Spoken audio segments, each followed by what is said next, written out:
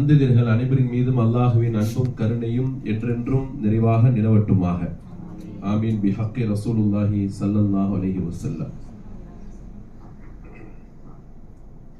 அல்ஹம்துலில்லாஹ். புனிதமான ஒரு பரக்கத்து புரிந்த மாதம் ஷஅபானுடைய மாதம். அல்ஹம்துலில்லாஹ். உங்களுடைய பயணமும் ரமலானுடைய பயணம். அநேகமாய் ரமலானிற்கு செல்லக்கூடியவர்கள் ரமலானுடைய சிறப்பை தெரிந்துதான் நம்ம உம்ராவுக்கே செல்றோம்.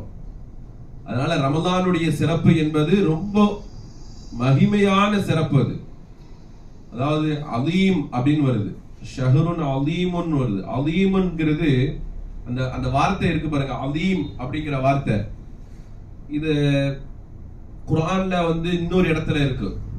எங்கன்னா ரசூலுல்லாஹி ஸல்லல்லாஹு அலைஹி வஸல்லம் பத்தி சொல்லும் பொழுது வ இன்னக லஅலா குலுகின் அதீம் அப்படின்னு